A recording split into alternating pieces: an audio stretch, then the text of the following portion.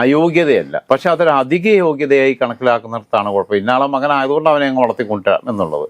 അതുകൊണ്ടാണല്ലോ പിന്നെ കേരളത്തിലെ കോൺഗ്രസിനകത്ത് 89-ലെ ലോക്സഭാ തെരഞ്ഞെടുപ്പിന്റെ സമയത്ത് സ്ഥാനാർത്ഥികളെ തീരുമാനിക്കാൻ വേണ്ടി നിൽക്കുമ്പം കരുണാകരന് മൂത്രശങ്ക ഉണ്ടാകുകയും ആ സമയത്ത് മുരളീധരന്റെ പേര് ആന്റണി പറയുകയും ചെയ്തിട്ട് മുരളീധരനെ കെട്ടിയെഴുന്നള്ളിച്ച് കോഴിക്കോട് കൊണ്ടുവന്ന് നിർത്തി മത്സരിപ്പിക്കുന്നത് 89-ലെ ലോക്സഭാ തെരഞ്ഞെടുപ്പിൽ. അങ്ങനെയുള്ള സമ്പ്രദായങ്ങളൊക്കെ ഇവിടെ നിലനിൽക്കുന്നുണ്ട്. ഇത് നോക്കുമ്പോൾ ഇപ്പം നമ്മൾ കേന്ദ്രത്തിൽ എടുത്ത് നോക്കുമ്പോൾ നെഹ്റുവിന് ശേഷം ഇന്ദിരയ്ക്ക് ശേഷം രാജീവ്, സഞ്ജയ് ഉണ്ടായിരുന്നെങ്കിൽ സഞ്ജയ് വരുമായിരുന്നു. രാജീവിന് ഇതിലൊന്നും താല്പര്യമില്ലായിരുന്നു. രാജീവിന് ശേഷം UPയുടെ ചെയർപേഴ്സൺ എന്ന് പറഞ്ഞിട്ട് സൂപ്പർ പ്രൈം മിനിസ്റ്ററായിട്ട് സോണിയ, അതിനുശേഷം Rahul Indian national Congress president സ്ഥാനം 2019 കനത്ത തോൽവിക്ക് ശേഷം ഒഴിയുമ്പോഴും ഒരു റബ്ബർ സ്റ്റാമ്പിനെ നിർത്തിയിട്ട് രാഹുൽ തന്നെ അവസാന വാക്കായിട്ട് കാര്യങ്ങൾ നിയന്ത്രിക്കുന്നു.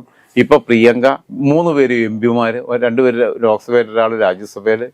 ഇവരുടെ ഏറ്റവും വലിയ ഹൈക്കമാൻഡ് എന്ന് പറയുന്നത് ഇവരും KC വേണുഗോപാലും കൂടെ കൂടുന്നതാണ്. മല്ലികാർജ്ജുൻ ഖാർഗെക്ക് പോലും ഹൈക്കമാൻഡ് കൂടുന്ന അറിയുന്നുണ്ടോ ഇല്ലെന്നുള്ള അറിയത്തില്ല.